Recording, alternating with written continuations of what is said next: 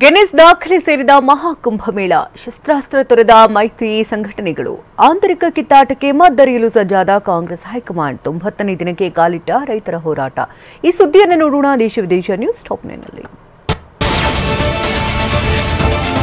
ಉತ್ತರ ಪ್ರದೇಶದ ಪ್ರಯಾಗ್ರಾಜ್ನಲ್ಲಿ ನಡೆದ ಮಹಾಕುಂಭಮೇಳ ಗಿನ್ನಿಸ್ ದಾಖಲೆಯ ಪುಸ್ತಕವನ್ನ ಸೇರಿದೆ. ಮಹಾಕುಂಭಮೇಳದುದ್ದಕ್ಕೂ ಏಕಕಾಲದಲ್ಲಿ ಸಂಪೂರ್ಣ ಸ್ಥಳವನ್ನ ಸ್ವಚ್ಛಗೊಳಿಸಲಾಯಿತು.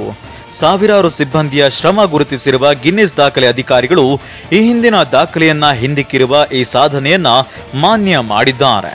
ಈ ಸಂಬಂಧ ದಾಖಲೆ ಪತ್ರವನ್ನ ಉತ್ತರ ಪ್ರದೇಶದ ಸರ್ಕಾರಕ್ಕೆ ಹಸ್ತಾಂತರಿಸಿದ್ದಾರೆ.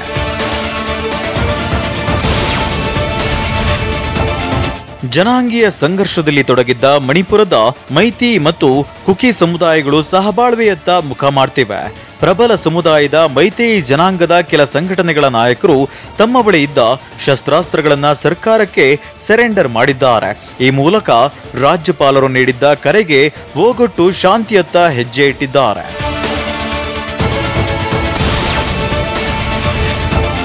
ಚುನಾವಣೆಗಳಲ್ಲಿ ಸೋಲು ಕಾಣುತ್ತಿರುವ ಕಾಂಗ್ರೆಸ್ ಪಕ್ಷ ಆಂತರಿಕ ಕಿತ್ತಾಟಗಳನ್ನ ಬಗೆಹರಿಸಲು ಮುಂದಾಗಿದೆ. ಈ ಸಂಬಂಧ ದೆಹಲಿಯಲ್ಲಿ ಮಹತ್ವದ ಸಭೆ ನಡೆಸಿದೆ. ಕಾಂಗ್ರೆಸ್ ಅಧ್ಯಕ್ಷ ಮಲ್ಲಿಕಾರ್ಜುನ್ ಖರ್ಗೆ ನೇತೃತ್ವದಲ್ಲಿ ನಡೆದ ಸಭೆಯಲ್ಲಿ ರಾಹುಲ್ ಗಾಂಧಿ, ಕೆಸಿ ವೇಣುಗೋಪಾಲ್ ಸೇರಿದಂತೆ ಹಲವಾರು ಪ್ರಮುಖ ನಾಯಕರು ಪಾಲ್ಗೊಂಡಿದ್ರು. ಇದೇ ವೇಳೆ ಕೆಲ ರಾಜ್ಯಗಳಲ್ಲಿ ಮುಂಬರುವ ವಿಧಾನಸಭಾ ಚುನಾವಣೆ ಕುರಿತು ಚರ್ಚೆ ನಡೆಸಲಾಗಿದೆ.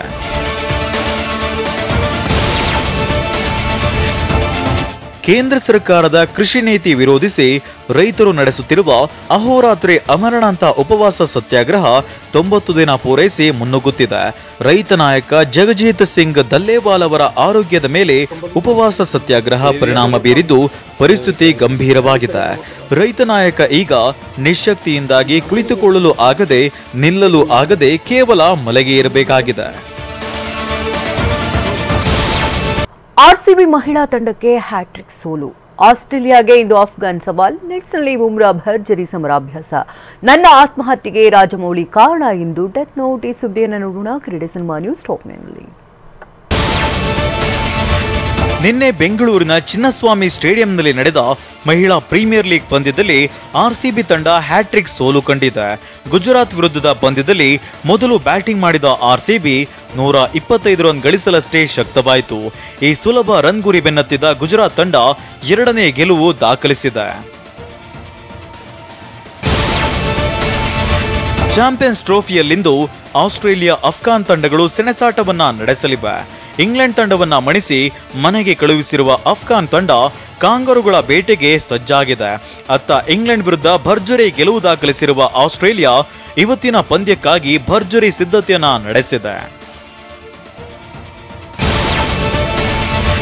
ಚಾಂಪಿಯನ್ಸ್ ಟ್ರೋಫಿ ಟೂರ್ನಿಯಲ್ಲಿ ನ್ಯೂಜಿಲೆಂಡ್ ವಿರುದ್ಧದ ಪಂದ್ಯದಿಂದ ಕ್ಯಾಪ್ಟನ್ ರೋಹಿತ್ ಶರ್ಮಾ ಹೊರಗುಳಿಯುವ ಸಾಧ್ಯತೆಗಳಿವೆ.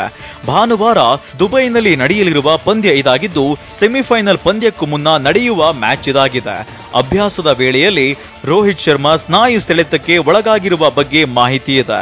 ಈಗಾಗಲೇ ಭಾರತ, ನ್ಯೂಜಿಲೆಂಡ್ ತಂಡಗಳು ಸೆಮಿಫೈನಲ್ಗೆ ಎಂಟ್ರಿ ಕೊಟ್ಟಿವೆ.